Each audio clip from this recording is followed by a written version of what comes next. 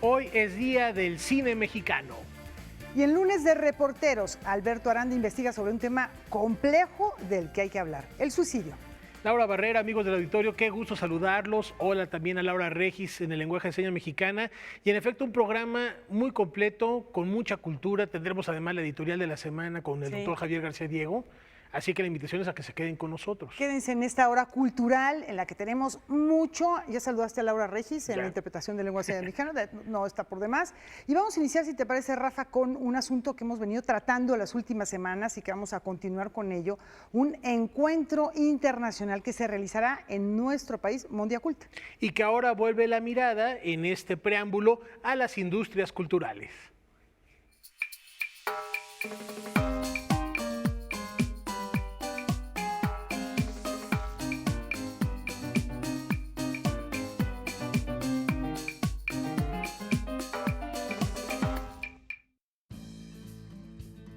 La secretaria de Economía, Tatiana Cloutier, fue la encargada de inaugurar el Foro Internacional de Identidades Culturales y Economía Creativa en la agenda del TEMEC. Este foro se establece como preámbulo de la próxima Conferencia Mundial de la UNESCO sobre Políticas Culturales y Desarrollo Sostenible, Mondiacult 2022. Dada la importancia de la economía de las industrias creativas, la Secretaría de Economía ha determinado este como un sector estratégico y como parte de la política industrial que habrá de presentarse muy pronto. En este sentido, el pasado 3 de agosto dimos a conocer nuestro plan de impulso a estas industrias creativas, cuyo objetivo es lograr que México sea un potencial global en el sector creativo. Tatiana Cloutier enfatizó el 2021 como el Año Internacional de la Economía Creativa para el Desarrollo Sostenible y el papel decisivo que el sector cultural desempeñó para enfrentar la crisis de COVID-19. Las pymes, las mujeres y los pueblos originarios fueron señalados como centrales en el marco del TEMEC. Estados Unidos se ha mantenido como el mayor importador mundial de bienes culturales y esto lo podemos aprovechar aún más gracias al conocido TEMEC, que está en vigor desde el 1 de julio del 2020.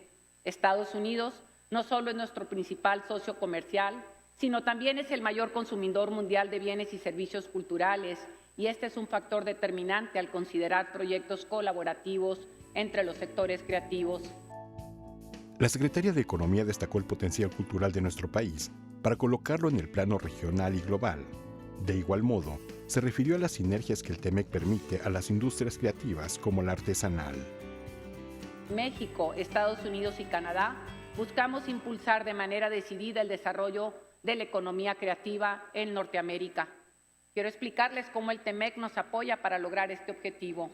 En el capítulo número 1 de Facilitación del Comercio, prevé facilidades para que los artesanos puedan exportar sus productos cumpliendo solo trámites esenciales y además ofrece facilidades para que a través del comercio electrónico sus productos no enfrenten pago de aranceles ni de impuestos al consumo hasta cierto valor. Noticias 22, Víctor Gaspar. Hoy es Día del Cine Mexicano y Canal 22 se suma a la celebración.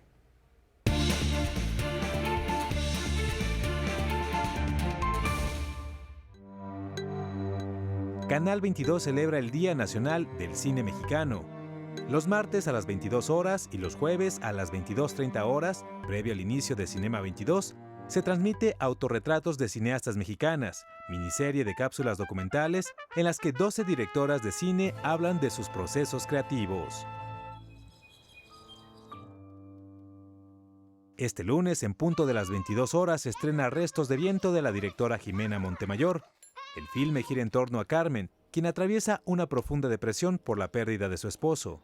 Sola y a cargo de sus 2 hijos, se encuentra en un momento de negación consumiendo somníferos, alcohol y cigarrillos.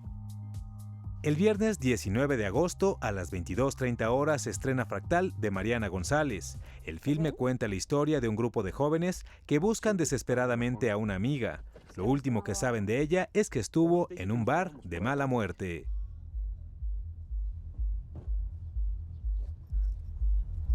Javier Aranda Luna y Grete Luengas reflexionan sobre los retos del cine mexicano con el crítico de cine Jorge Ayala Blanco. Con la X en la frente, se transmite este sábado en punto de las 19 horas.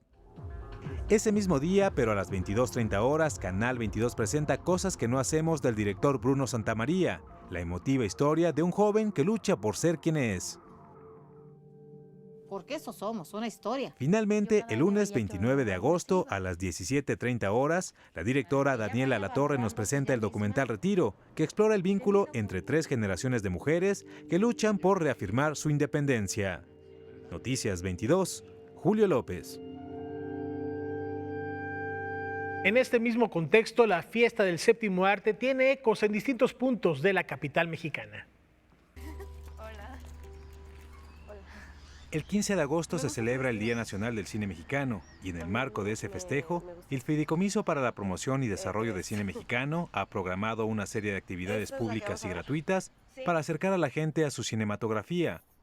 Las proyecciones se realizan en la explanada de la Alcaldía Iztacalco, en el Centro Cultural Javier Villaurrutia, el Foro Cultural Contreras, la estación del Metro La Raza y algunas plazas del Centro Histórico como Santo Domingo y Manuel Tolsá. Decidí buscar a Carmen, pues acababan de censurar su programa de la Radio Nacional.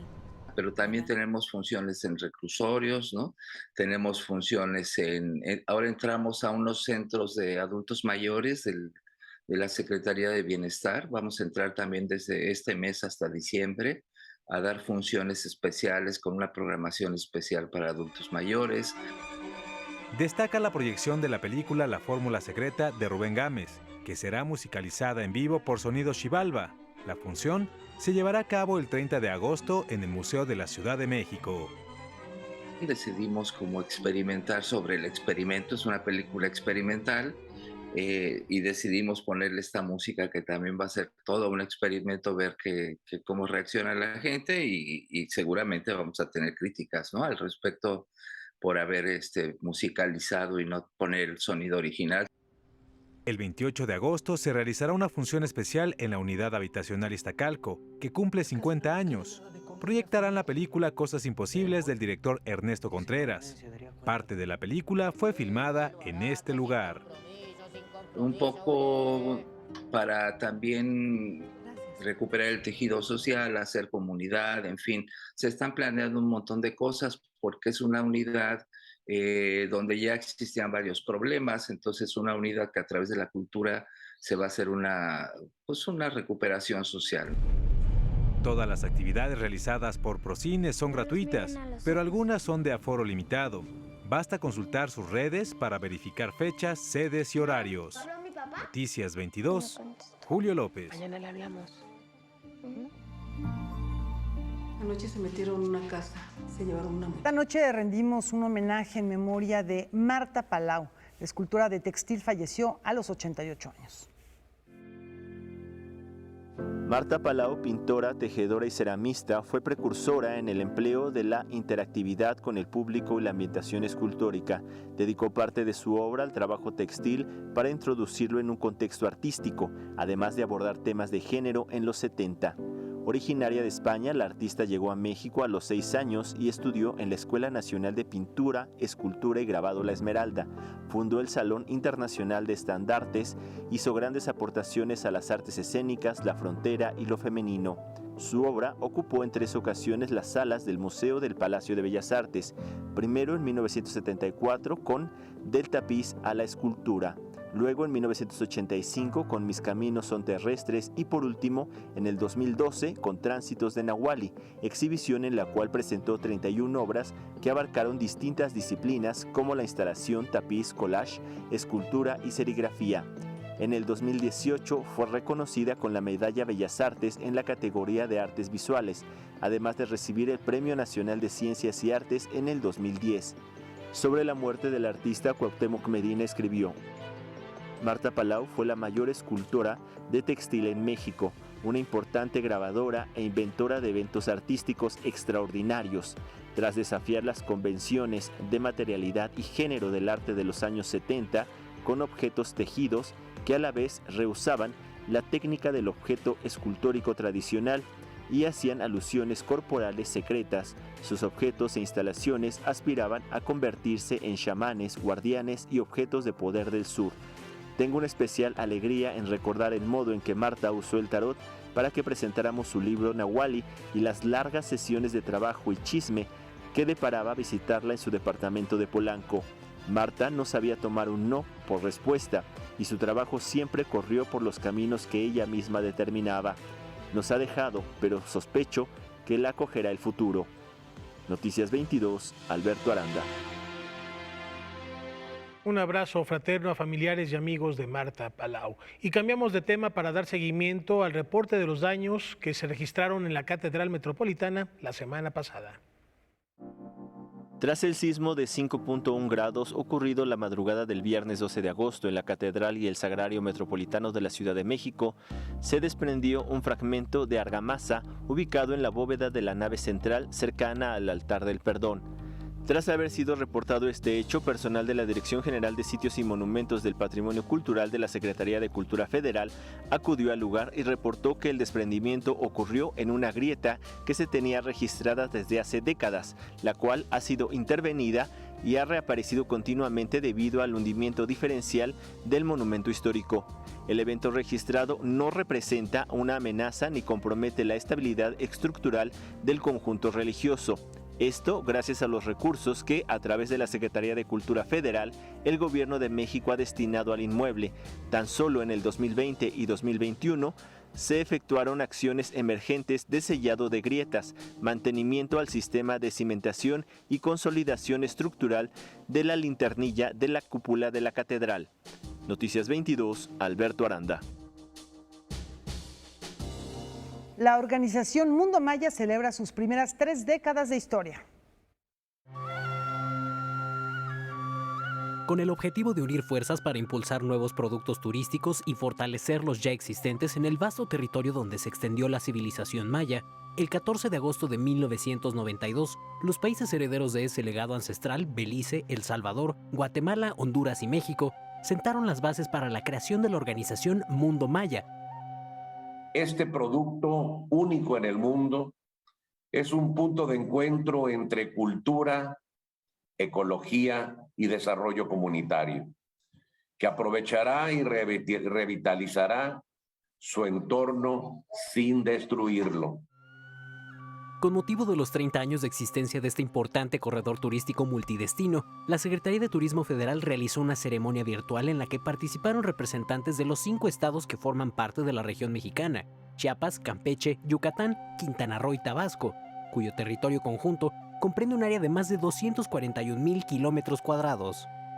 Luego de la pandemia, la organización Mundo Maya ha tenido que reinventarse para atender las necesidades de un nuevo perfil de turistas, que privilegian las medidas sanitarias, el contacto con la naturaleza y la convivencia con comunidades locales, evitando la masificación. Ahora estamos recibiendo menos turismo, pero con más gasto, que es como se mide la potencialidad de una nación en materia turística. Esos turistas han decidido ver qué hay más allá. Y ese más allá, que antes no existía la conectividad con los países hermanos, pues se veía imposibilitado. Ahora hay más coordinación y ya pueden pues tener mayor ampliación de la cultura. En el 2019, antes de la emergencia sanitaria, cerca de 50 millones de turistas internacionales visitaron los 5 países de la organización Mundo Maya, lo que representó el 3.4% del turismo mundial. Con información y texto de César H. Meléndez, Rodrigo Peredo, Noticias 22. Y de la cultura maya vamos a ir a la japonesa después de la pausa para celebrar el Obon. No se vayan.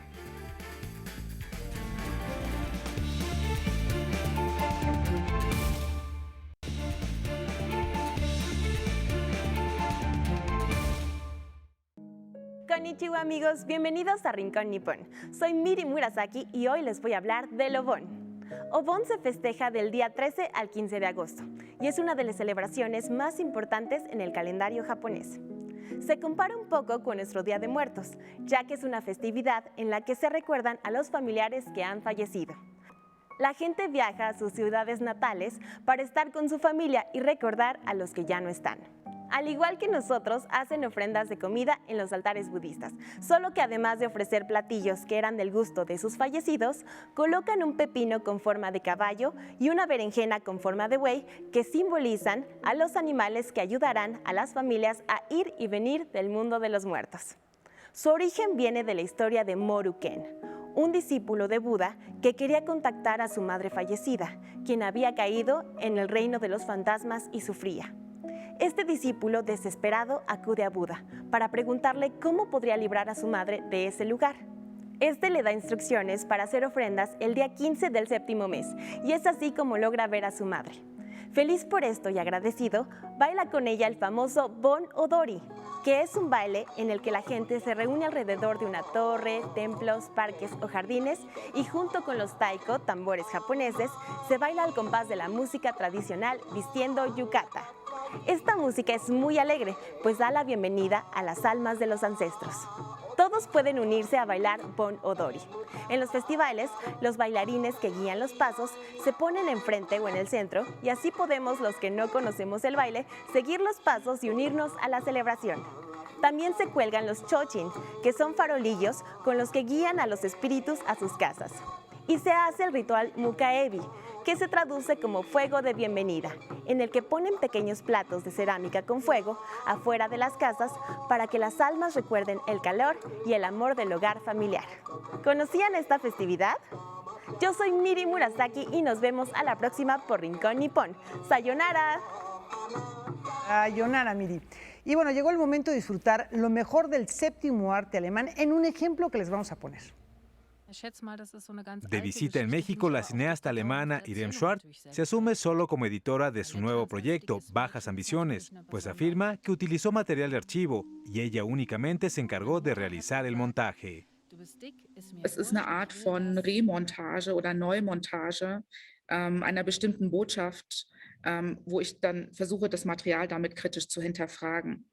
Das Material ist quasi aus YouTube und damit auch allen Leuten zugänglich, die daran interessiert sind. Aber das Problem ist, dieses Material findet sich an verschiedenen Stellen im Netz und man muss es natürlich zusammentragen und dann nochmal anders beleuchten, um auch bestimmte Botschaften erkennen zu können oder bestimmte Subtexte, die in diesem Material stecken. La película es una dura crítica a los medios de comunicación alemanes. La cineasta recopila material producido 25 años atrás para hablar de temas que en la actualidad siguen resonando. Das Material, das ich verwendet habe, ist ungefähr 25 Jahre alt, geht aber auch bis quasi 100 Jahre zurück, plus in die Gegenwart. Allerdings war es halt so, dass zu diesem Zeitpunkt damals dieses Thema sogenannte asoziale oder Arbeitsscheue, das sind alles Begriffe aus dem Dritten Reich, das wieder populär wurde. Und in einer Absurdität, also in einer Häufigkeit, die eigentlich absurd zu sein scheint. Also man muss wissen, dass zu dieser Zeit im deutschen Fernsehen, also 1997 gab es 80 Daily Talks im deutschen Fernsehen. Und irgendwann ähneln sich die Themen. Also es kommen immer die gleichen Themen auf. Und das war dann irgendwann das Thema, oh ja, Leute sind so faul zum Arbeiten.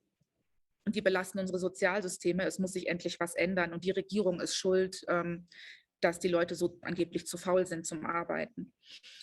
Und ich denke, also dass es damals etwas war, was man leicht überhören konnte, weil es eine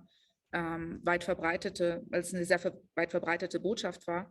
Aber heute ist die Situation noch mal anders. Und mit diesem Abstand von 25 Jahren wirkt das eigentlich sehr absurd. Aber es wirkt natürlich auch nach, weil die Politiker aus dieser Zeit sind immer noch oder auch wieder aktiv. Bajas Ambiciones se puede ver en el marco de la Semana de Cine Alemán como parte del programa Short Export Made in Germany. Noticias 22, Julio López. Y en la editorial de esta semana, el doctor Javier García Diego evoca los tratados de Juárez.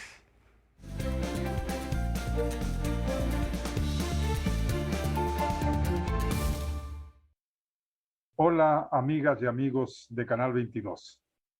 a mediados de agosto de 1914, tuvo lugar un gran hecho, un gran proceso histórico que podríamos definir como el verdadero final del antiguo régimen y por ende el nacimiento del nuevo país.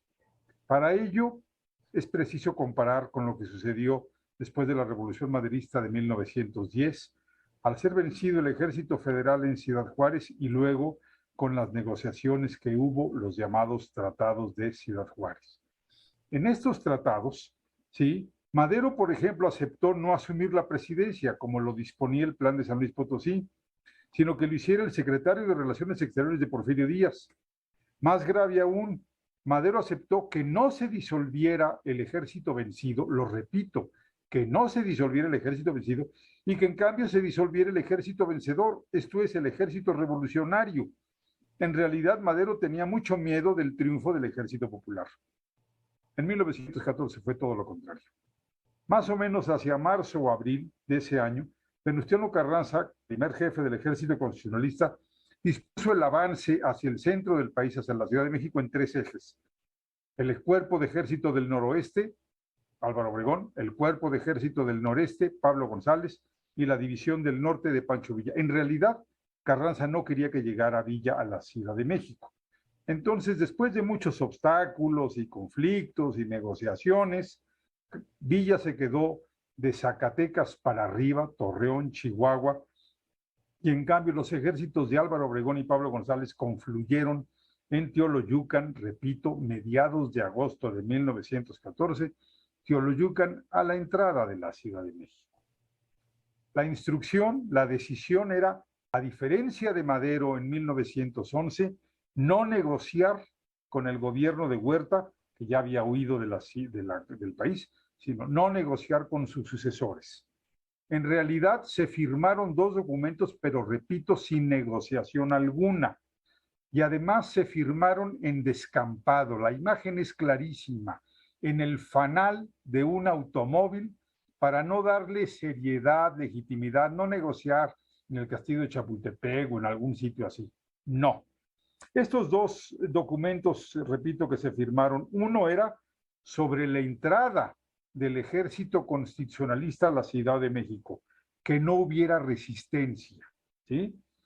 Segundo, el otro documento era la disolución del ejército federal, que no es lo mismo que el reconocimiento de una derrota. Un ejército puede reconocer una derrota y seguir existiendo. No, aquí era la disolución del ejército federal.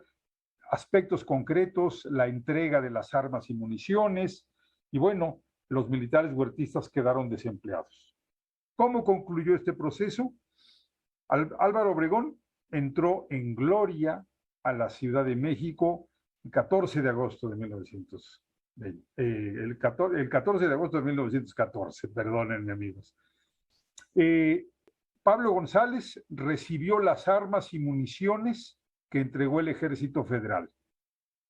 Y a la semana siguiente, Venustiano Carranza entró también en triunfo a la Ciudad de México. Amigos, amigas, concluyo. El verdadero triunfo de la revolución no fue contra Porfirio Díaz en Ciudad Juárez. Fue en Teoloyucan contra el gobierno de Victoriano Huerta. Ahí acabó el antiguo régimen. Los invito a que sigamos platicando de historia el próximo mes, de la fascinante historia de nuestro país. Esta noche en Debate 22, Javier Aranda Luna y el editor Hernán López Winnie platican sobre la figura y trascendencia del trabajo de Slavoj Žižek, el filósofo políticamente incorrecto. No se pierdan esta conversación al término de Noticias 22. Vamos a una pausa.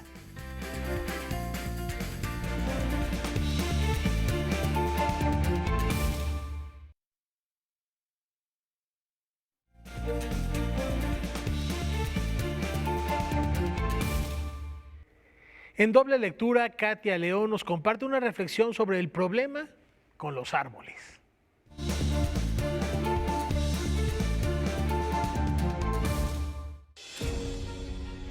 Pensar en un árbol es pensar vida, sostenibilidad, medio ambiente sano.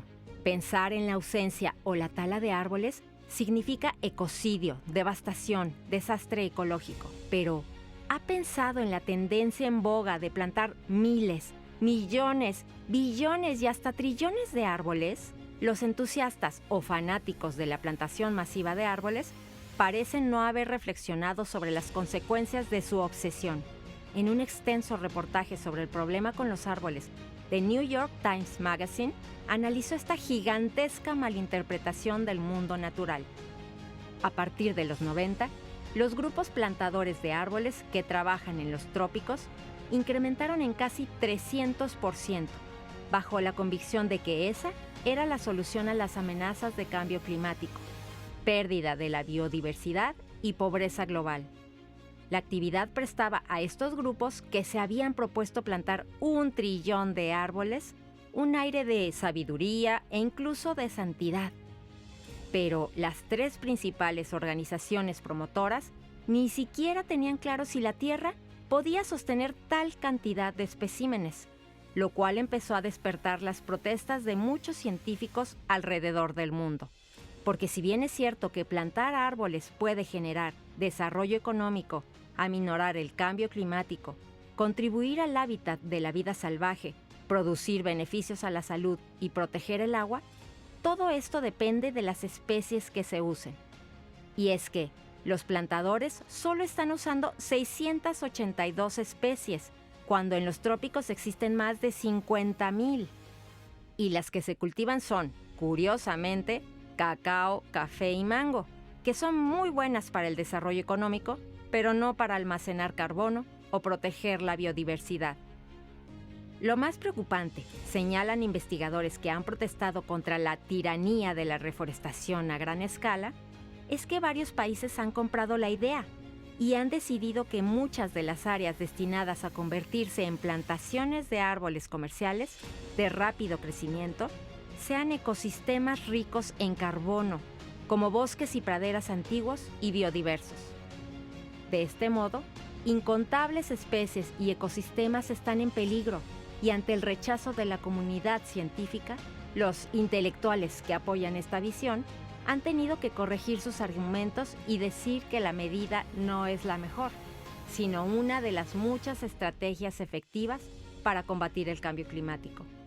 Tuvieron que aceptar, además, que lo más necesario es un movimiento para restaurar bosques y sabanas, y no para plantar 1 trillón, pues de los que se han plantado ni siquiera tienen registro de cuántos exactamente son y si siguen vivos. Porque no solo se trata de plantar y ya. Una plántula de árbol puede morir por sequía, fuego, inundación, puede ser devorada, dejada sin sol, pisada. Son como plantas bebé, y si no se les cuida, no es difícil adivinar qué les va a pasar. Queda esperar que bosques y praderas no desaparezcan ante la obsesión por la plantación masiva de árboles. Noticias 22, Katia León Monterrubio. Verónica Gerber será nuestra brújula al emprender esta travesía. Como parte del programa de activación del patio de murales de la Sala de Arte Público Siqueiros, Verónica Gerber propone La Travesía, un montaje que denomina conferencia performática y el cual se inspira en Brasa Viva, pieza dramática inconclusa del autor plástico que da nombre a este recinto. La luz, la montaña, el espectro y el terremoto. Tenía ganas de revisar como documentos no tan famosos o conocidos de Siqueiros, y cuando vine me mostraron Brasa Viva, que es un mecanuscrito de una obra de teatro que él comenzó a escribir y no terminó en su celda de Lecumberri, y a partir de eso fue que comenzó a desarrollarse esta conferencia performática, a partir de la lectura de ese mecanuscrito. La Travesía cuenta con la actuación y dirección escénica de Belén Chávez, y Enrique Arriaga es el responsable del diseño de audio y sonorización en vivo. Siqueiros firmó este texto en 1965 y lo concibió como una estructura de 4 cuadros, de los cuales solo el primero está terminado. Lo que está escrito cuenta la historia de 6 personajes que atraviesan una tempestad en un navío y están en busca del nuevo faro del mundo. Esa es la premisa de la obra de teatro de Siqueiros, y lo que yo hago es una ficción en la que una historiadora del arte viene a la Sala de Arte Público Siqueiros a presentar un avance de un artículo en un encuentro internacional de muralismo. en el que va a cambiar o a proponer otra lectura distinta de la que se ha hecho sobre la visión del Apocalipsis de Siqueiros.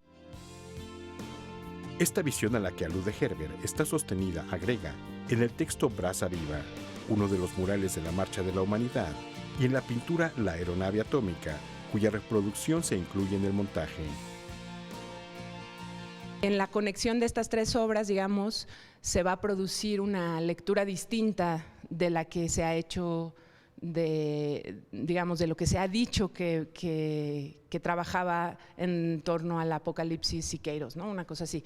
Pero es toda una ficción, ¿no? Eso es importante subrayarlo.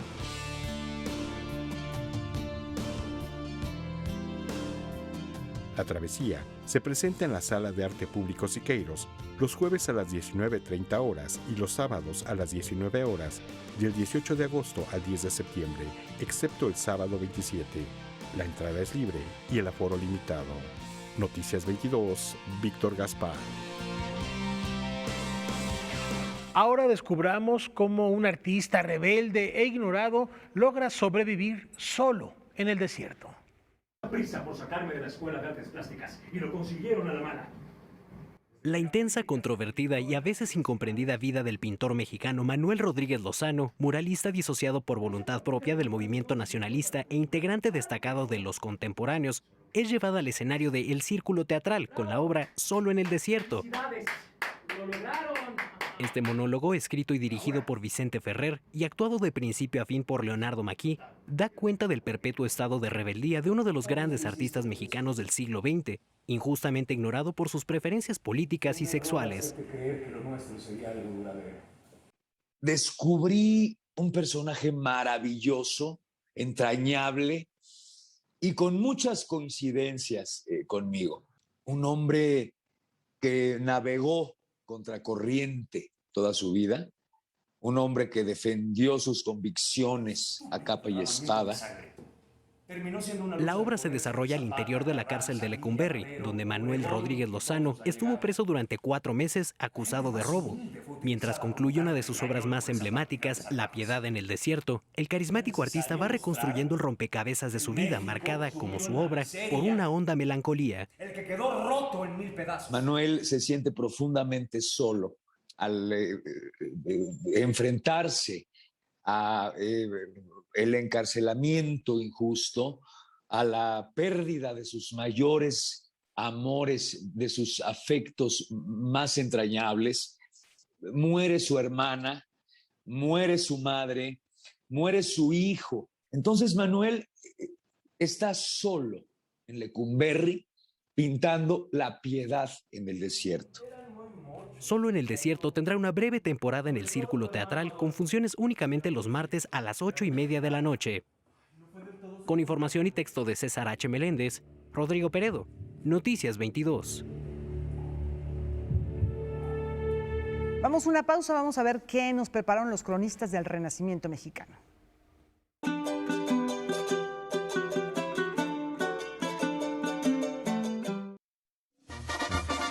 Tijuana, Baja California. Estimables amigos de Canal 22, muy buenas noches. Me da mucho gusto tener el placer de estar con ustedes. Mi nombre es Mario Ortiz Villacorta Lacabe, cronista de la ciudad de Tijuana. Me da mucho gusto poder platicar con ustedes, aunque sea brevemente, sobre los aspectos más importantes de la existencia de la ciudad de Tijuana, una ciudad relativamente joven, pero también muy importante en el contexto nacional. El nombre de la ciudad de Tijuana no es un apócope de la Tijuana, sino probablemente de origen indígena, que puede ser Kumiai, como los pueblos que habitaron esta región antes de la llegada de los europeos, o bien Guaycura, porque en esta zona se asentaron algunos descendientes o algunos indígenas guaycuras que llegaron con los primeros misioneros. O sea, hay muchas cosas importantes en la ciudad. Mencionaría rápidamente 3 que me parece que deben ser visitadas cuando se llega a esta ciudad. El Centro Cultural Tijuana, maravilloso, tiene salas de exhibición, cine, teatro y otras cosas importantes. Tenemos el Cine Planetario, que también es muy importante. El CEAR, Centro Estatal de las Artes, y el Instituto Municipal de Arte y Cultura. Las 3 instituciones tienen galerías Tienen museos, tienen archivos y tienen atractivos de tipo cultural, artístico y para todas las edades, para todos los públicos y para el público internacional. Además de esto, tenemos una extraordinaria gastronomía. Se puede encontrar gastronomía internacional de primera importancia. Entre ellos, por ejemplo, la famosa ensalada César que aquí nació. La ensalada César le ha dado la vuelta al mundo y en algunos lugares creen que fue creada en la colonia italiana de Nueva York o en otros lugares. No, fue aquí en la ciudad de Tijuana, en un lugar llamado César Restaurant. Y creo que hay muchas cosas que podría decir, pero me basta con eso. Bienvenidos a Tijuana. Tijuana es una experiencia maravillosa, como lo fue para mis padres, que se quedaron a vivir aquí para siempre y donde yo he vivido con mi familia y donde soy muy feliz. Y me gustaría compartir ese conocimiento y esa alegría con ustedes. Muchas gracias. Tijuana, Baja California.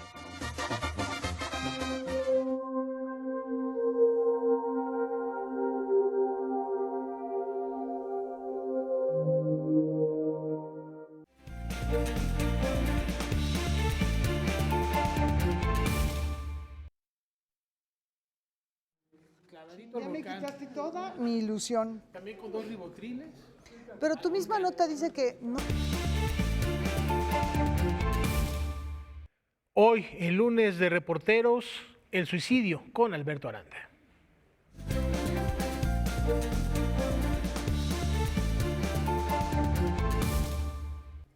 Es un tema que preocupa, es un tema que ha ido en aumento, desafortunadamente, ya lo veremos en el segundo reportaje de Alberto, hablará de cifras. Por lo pronto, bienvenido primero. Hola, qué Laura. bueno que tocas este tema. Bueno, hay temas duros de tocar, pero de los que hay que hablar. Y ahora hiciste una investigación desde el punto de vista científico, médico, y desde el punto de vista de la conducta, del comportamiento. Sí, las entrevistadas son una es psicóloga y otra es psiquiatra, ambas de la UNAM, y hay puntos en coincidencia, pero sobre todo lo que ellas coinciden es que es prevenible. Y hay señales que pueden evitar estas situaciones. Pero ¿por qué no mejor vemos la primera parte? Vamos a verlo, ¿no? Porque hay definiciones ahí que nos van a dejar un poquito más claros algunos de los conceptos en torno a este comportamiento.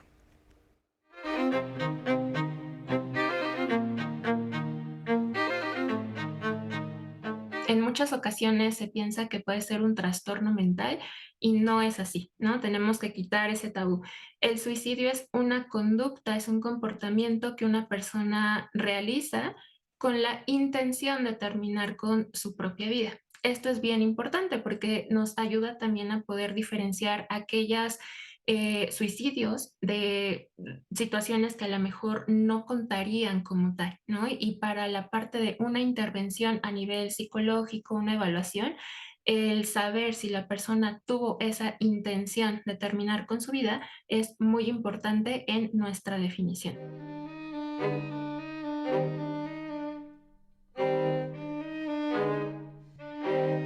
No podemos decir que solamente hay una sola causa por la que la persona realiza estos intentos, sino que es un problema multifactorial a nivel de aspectos individuales, sociales, familiares, del contexto, ¿no? Y no pensaríamos en que es una cuestión genética, o sea, el suicidio tal cual no es genético, puede que esté asociado con ciertos trastornos mentales que tengan alguna causa genética, ¿no? Por ejemplo, la depresión, ¿no? El trastorno límite de la personalidad, ¿no? Entonces, esto sí puede estar vinculado con la conducta suicida, pero el suicidio tal cual no estaría contemplado de esta forma.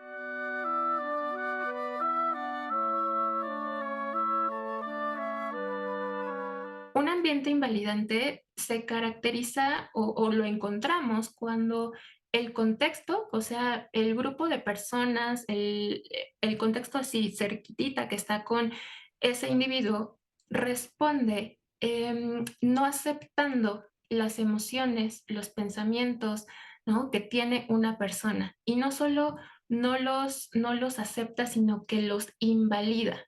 Es decir, no está bien sentir malestar, no está bien sentir tristeza, no está bien pensar ciertas cosas. Entonces, de pronto la persona empieza a sentir que está mal sentir, que está mal pensar, que está mal vivir ciertas cosas y no encuentra un contexto adecuado que responda ante esa parte emocional que de pronto pueden llegar a sentir.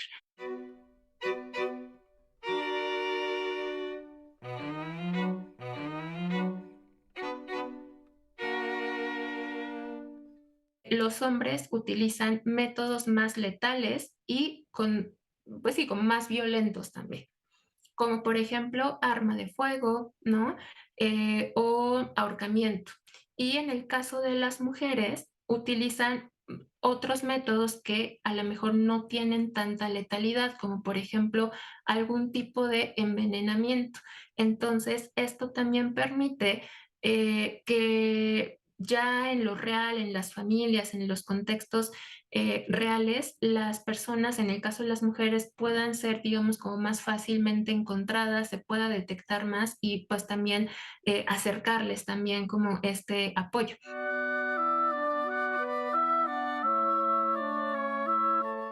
Bueno, pues ahí vemos algunas de las configuraciones que nos hacen entender cuál es el suicidio. Hablábamos en un inicio que hay conductas que a veces se puede pensar que son buscando un riesgo de muerte, como las personas que practican deportes extremos, Sí. Alberto, pero las doctoras te dijeron que no es así. No, es que no es precisamente buscar la adrenalina, sino es tener una acción que lleve a, ¿no? Pero lo importante es que, por ejemplo, 85% de las personas que cometen un suicidio siempre lo manifestaron antes, ¿no? Y el 40% que lo cometieron lo manifestaron un mes o un año antes. Y entonces uno como familiar o como amigo debe de estar al pendiente de estas señales que dan las personas que quieren o están buscando cometer un suicidio, y sobre todo no invalidarlo. Por ejemplo, decir, te sientes triste y decirte, ay no, ¿por qué? Si tienes todo en la vida por triunfar, eres guapa, elegante, triunfadora,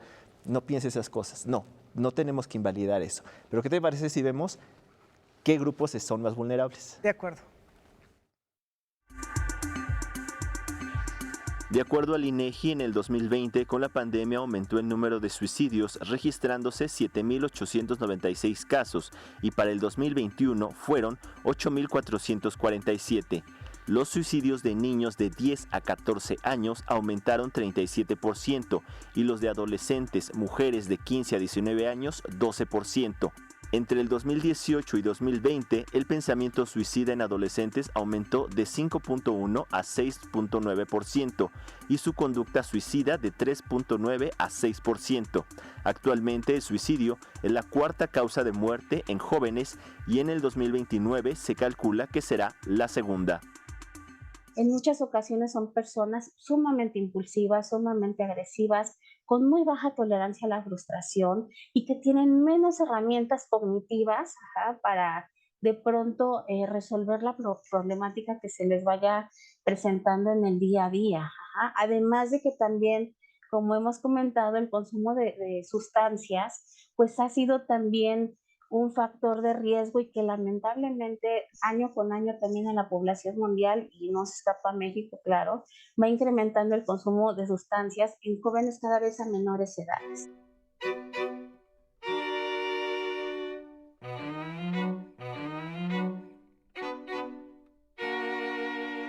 Como por ejemplo, comer más, comer menos de lo habitual, cambios en los horarios de irme a dormir, de despertar, aislarme a lo mejor de personas que eran cercanas a mí. Y en muchos casos también hay, hablando de los jóvenes y adolescentes, dejan cartas, dejan notas, ¿no? Donde pueden ahí escribir de, la vida no tiene sentido, no me siento bien, sería mejor estar muerta. A lo mejor también se puede presentar de pronto como tener poco miedo a la muerte, ¿no? Y entrar en actividades que podríamos considerar actividades riesgosas. Por ejemplo, conducir a alta velocidad, salir en la madrugada, ¿no? En algún estado alcoholizado, ponerse en diversas situaciones de riesgo son cosas que podemos identificar, ¿no?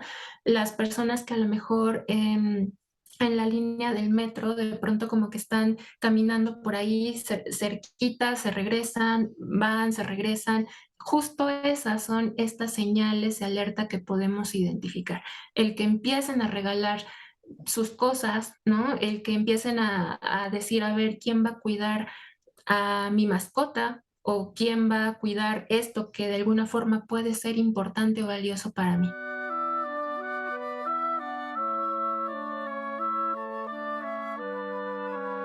Lo primero es poder identificar y poder aceptar que a lo mejor no me estoy sintiendo bien, que estoy pensando ya en que el suicidio, en que no estar en este mundo es una mejor alternativa que algunas otras. Entonces, ahí lo primero es poder identificarlo, poder notarlo y entonces pedir ese apoyo.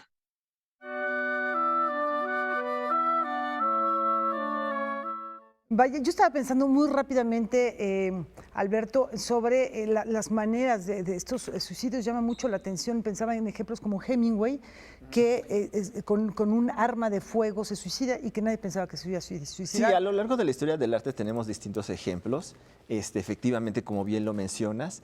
Pero Jorge Cuesta con una emasculación, con un cuchillo de una manera muy sangrienta, sí. Pero vemos, por ejemplo, mujeres, poetas, Alfonsín Storni se va al mar, ¿no?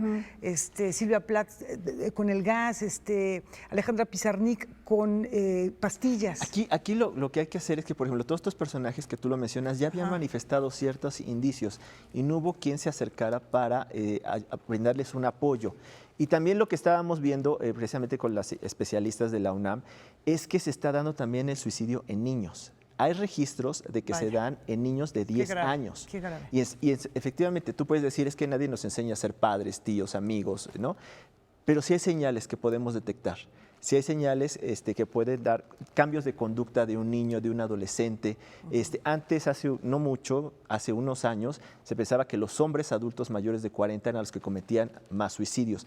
Sí, pero ahora está aumentando en jóvenes y está aumentando gravemente.